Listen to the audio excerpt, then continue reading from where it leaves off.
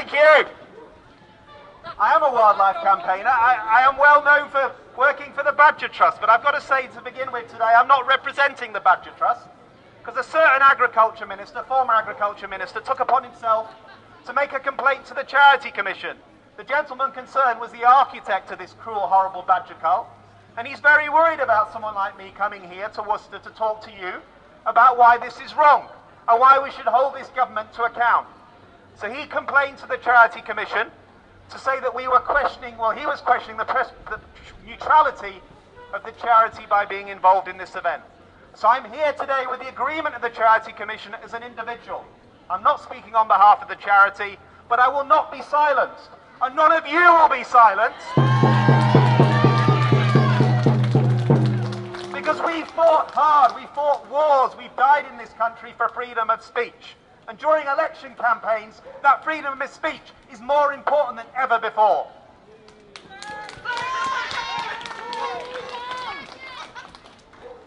Now, none of us would have any doubt here today that the badger cull has failed on scientific grounds, on humaneness grounds, and on cost grounds.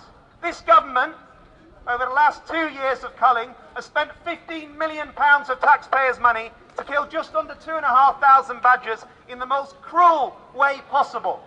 That's over £6,000 per badger. Most of those animals, probably 90% plus of them, had no TB or disease whatsoever. They were shot by multiple gunshot wounds, dragged themselves away to die of organ failure and blood loss in the most horrific circumstances. And we as a nation have risen up in opposition. When I say risen up, we really have. The Badger Army is a caring, compassionate army that's taken to 28 cities and towns across England in the last 2 years, in the biggest wildlife campaign of its kind anywhere in Europe, And the way that's happened shows that we're caring, shows that we won't remain silent, shows that we will be vigilant, we will speak out, we will take to the fields, we will take to the streets, and we will fight cruelty where we find it.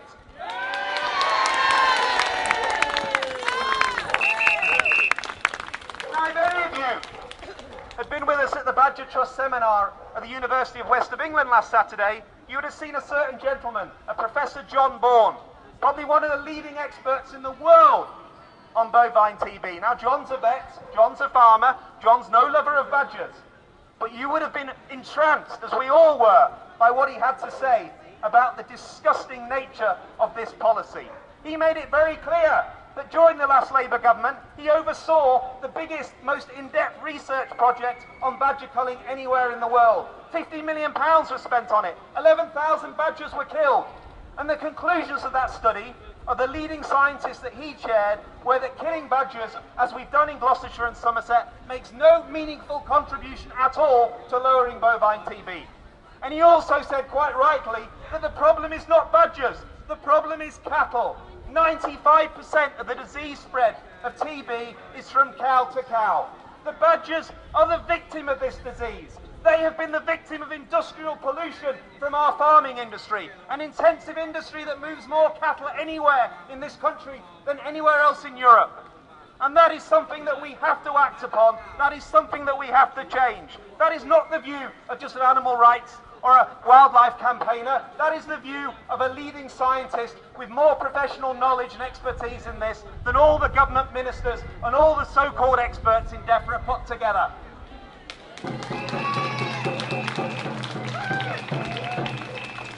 Now, it was very interesting to see and also to have the president of the British Veterinary Association with us last week as well, alongside John. Now, he had to explain how the British Veterinary Association has finally, after 2 years of agonising decision-making, reached the conclusion that all of us reached years ago, that shooting badgers, free shooting, is absolutely cruel, is highly ineffective and should not continue. The ethics of the veterinary industry have been called into question as a direct result of the BVA's support for the policy of free shooting. I'm pleased to see that they have finally reached the conclusion that it should come to an end.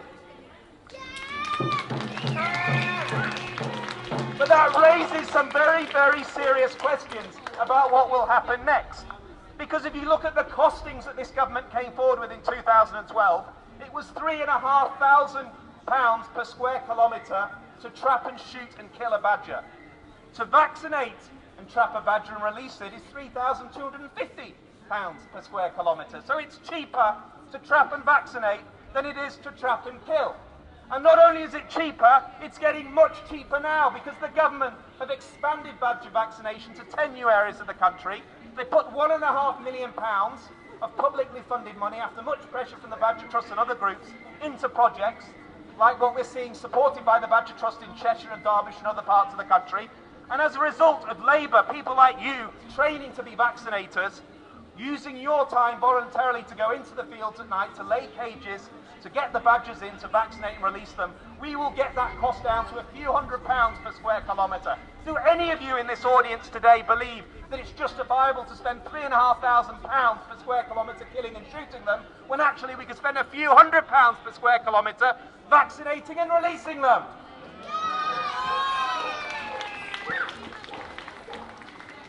Now, I'm pleased to see that the Labour Party has developed its animal welfare manifesto, and we've all got copies with us here today. I'm pleased to have played a part in getting the Labour Party to write some of those commitments, not just to stop the pilot culls, but to stop the whole rollout of this cull as well. But it's going to take more than political promises. It means that we need clear commitments if Labour come into office, or if the Greens come into office, or if the SNP in some way support both parties in a government. We need to see this horrible, cruel policy stop. And all of you need to use your votes wisely on the 7th of May. The wildlife vote will count. In this constituency alone, there's 1,300 votes will decide which party wins. And the party that wins Worcester over the last 40 years has always gone on to form the government. So you make your choice. You put your cross on that ballot paper, but you think about wildlife, because that matters to all of us. And I've been crisscrossing this country over the last few weeks, from Glasgow in Scotland to Gloucestershire in the West Country to the High Peaks in Derbyshire this week. And I've been debating with candidates from all parties. And you know what I found? It's because of what you've done, taking your campaigns to the streets, going into the fields as Lynn and all the brave people who have been protecting badgers have done, we started to make politicians think about wildlife again in this country. They are lining up to talk about it. They are lining up to make commitments about it. They know that if they turn a blind eye to cruelty to animals in this country, it's going to cost them dear at the ballot box. That's something that all of you should be proud of. You have made the wildlife vote count. You've made it powerful, and you've shaken the politicians from the Prime Minister all the way down.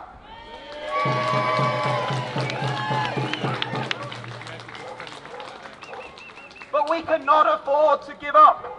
As Nigel quite rightly said, even if we see the back of this cruel cull, there'll be a number of things happening. Firstly, the National Farmers Union will take judicial review into the High Court to force the continuation of the pilots. And we will have to keep campaigning in the media and with the politicians to say that legally they have no case to answer to, and these culls should stop.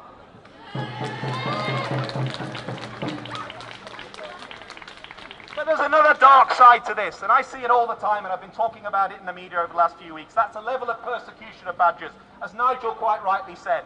There's been a bloodbath of persecution of badgers since this cull started. Badgers are being skinned and left by the side of the road. Badgers are being snared. Badgers are being shot. Badgers are being gassed. Petrol's being put down their sets and set alight. Glass is being put down their sets. The sets are being bulldozed over. There are badger baiters across this country organising themselves to take live badgers, to put them into fighting pens with dogs, to gamble money on it over the internet. The horrors inflicted against this animal, which has protection, is absolutely terrible. And it's no good the National Farmers Union writing to me saying, Dominic, you're demonising farmers by saying we could possibly be involved. I'm not saying it's just farmers and landowners. I know that property developers, I know that hunt masters, I know that gamekeepers, I know that sadistic wildlife murderers and badger baiters are all killing them. But I also know in some cases landowners and farmers are as well. And everyone, government, farming industry, the veterinary industry, the police and wildlife groups up and down this country must shout loud and fight for change. Wildlife crime is disgusting. It's inherently cruel and evil, and the people inflicted often are cruel to people as well. You're not just a wildlife criminal, you're a criminal full stop.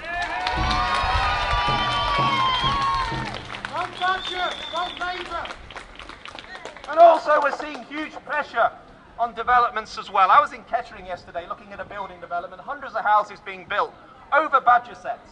The bare minimum had been done to set up an artificial set. But that had been done years before as the developers rolled on. The badgers have increased their population. They've dug more sets, and no one seems to be taking any interest. The council aren't doing enough. Natural England aren't doing enough. And across this country, property developers are looking at land and eyeing it up to make money, lots of money. And I'm afraid the badger does not come into their radar screen when it comes to protection. So we're going to have to keep fighting the property developers, as well as the badger baiters and as well as the wildlife criminals, to protect these animals.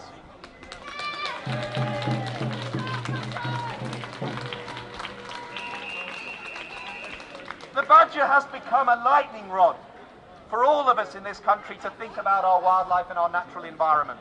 Because it's not just badgers under threat. Our birds of prey, our raptors, our hen harriers, our golden eagles, our goshawks are all being poisoned in some cases by those interested in shooting rather than protecting wildlife. Our hares are being killed in large numbers where they have not enough protection here in England. Mountain hares, our brown hare population under real pressure. There's now growing pressure to kill more seals to protect our salmon fishing industry. Wherever we look, we have a conflict between those who want to make money and those who want to continue with their industrial practices but think that wildlife can suffer as a consequence. What we've got to do is we've got to keep standing in front of them and saying wildlife matters. Wildlife has a value. It inherently improves all our lives. And you might not be able to put a cost on a badger or a cost on a seal, but we have no right to destroy them just in terms of short-term economic profits. We need to protect them. We need to ensure legislation to protect them actually works. And there needs to be a recognition in government, in industry, in the food and agriculture sector that we've got to do more than we're doing at the moment.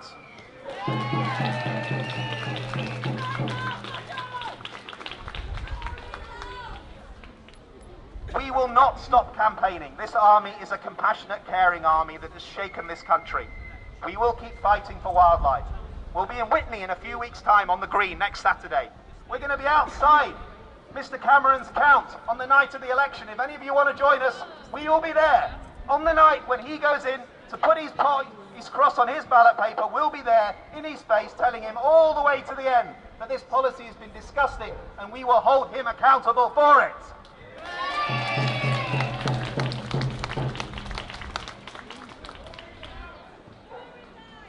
We need to stand together. There's much that unites us, but sometimes we get divided. Always happens in any campaign. It can happen in the boardrooms, it can happen in the fields. But we have more that unites us than divides us. Work together. As Nigel and Lynn are saying, that we have to go back into the fields. There's going to be needs for huge amounts of people to go down and give their time. If we have to campaign on the streets, we need you back on the streets again. We are going to be back in the High Court after the election, fighting to get information about who's actually paid for this cull. And I can assure you it's the taxpayer, but the government is trying to hide that evidence. We will keep fighting. We will not stop. And we will make sure that when they look back in history, when we look back at this terrible badger cull, people will say that we didn't sit down silently and let it happen. We stood up, we were counted, we made our voices heard, we showed the world that we're a caring, compassionate society and that we will stand up for wildlife. Thank you very much.